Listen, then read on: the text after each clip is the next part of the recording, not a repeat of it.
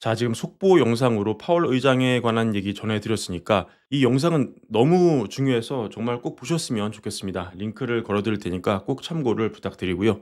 이번 시간은 기타 얘기를 좀 해드리겠습니다. 일단 PPI 얘기를 좀 해드릴까 하는데요. 이미 내용 아시는 분들 많이 계시리라 생각을 합니다. 미국의 도매 물가 PPI가 4월 분 기준으로 크게 하락을 했습니다. 근원 물가 기준으로는 0.4% 내려갔고요. 헤드라인은 0.5% 내려갔고, 이 근원 물가 기준으로 5년여 만에 가장 큰 하락세였습니다. 그리고 오늘 소매 판매도 나왔습니다. 데이터가 지금 4월 미국 소매 판매가 0.1% 전월 대비 증가를 해가지고요. 7,241억 달러 이렇게 집계가 됐고, 3월 증가율은 1.4에서 1.7로 올라갔습니다. 이걸 어떻게 봐야 되냐? 일단 나쁘지 않다고 봐야겠죠. 지금 전달이 1.7인데 0.1로 줄어든 게 왜 심각하지 않냐? 이렇게 언뜻 볼 수 있지만 사실 이때가 관세를 걱정해서 소비를 미리 다 당겨서 한 그런 영향일 수가 있거든요. 그런 의미에서 지금 월가 예상이 0.0이었는데 여튼 이걸 뚫고 0.1은 나왔다.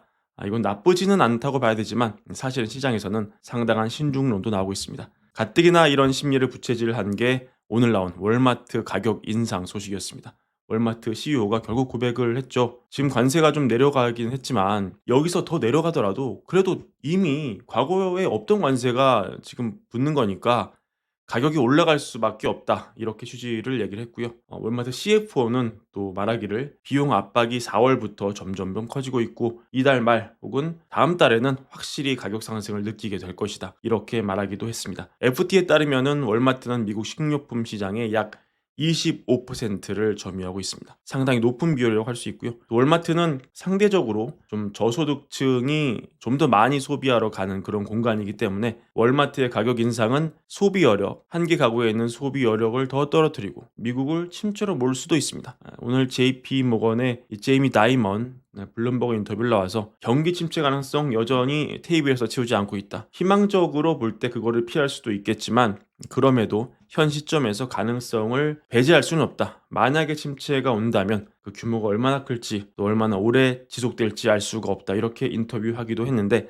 사실은 폴리마켓이 보는 경기 침체 가능성은 최근에 하락하는 그런 추세입니다. 이제는 37, 아까 제가 봤을 땐 36이었는데 요 36, 37 정도로 40을 하회하는 그런 모습이고요. 한창 관세로 정말 시장이 어려웠을 때와 비교하면 정말 많이 완화된 것을 볼 수 있습니다. 하지만 일단 첫 번째로 요즘 좀 여튼 떨어지고 있는 소매 판매 그리고 여러 이 소프트 데이터들 이거는 확실히 굉장히 좋지 않은 상황이죠.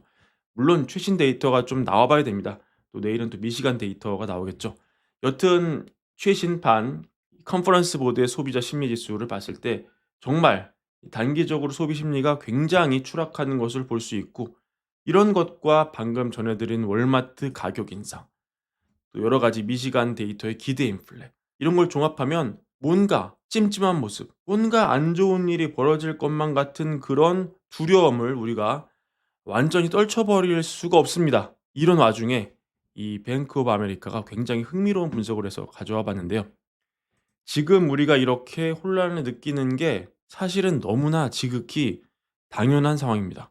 왜냐면은 이렇게 하드 데이터, 짙은 파란색이죠. 소프트 데이터, 이 옅은 파란색, 하늘색입니다. 이렇게 지금 두 개가 괴리를 이렇게 크게 보인 적이 없었어요. 하늘색은 굉장히 부진한데 파란색은 굉장히 괜찮습니다. 역대급 괴리가 나오고 있습니다. 그런데 이렇게 역사적으로 소프트 데이터가 굉장히 안 좋을 때 그때 증시와 경제는 어땠느냐?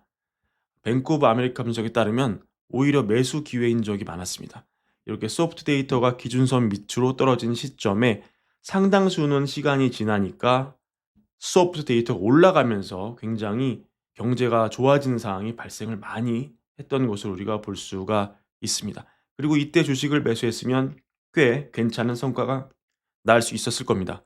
하지만 예외가 있었겠죠. 만약에 이렇게 안 좋을 때, 즉 침체가 왔을 때, 침체를 피하지 못하고 소프트 데이터가 그 침체를 알리는 전조 증상으로서 기능했을 때 우리가 증시에 들어갔다면 그렇게 재미를 보지 못했을 겁니다. 그래서 상황별로 비교를 했어요. 보시면은 소프트 데이터가 굉장히 약하고 만약에 침체가 오지 않은 상황이라면 어떻게 되었느냐 그걸 보니까 그전 역사적인 어떤 그런 케이스를 나열해 보니까 12개월 안에 침체가 없고 소프트 데이터가 약했던 때는 무려 증시가 S&P 500 기준으로 17%가 상승하더라.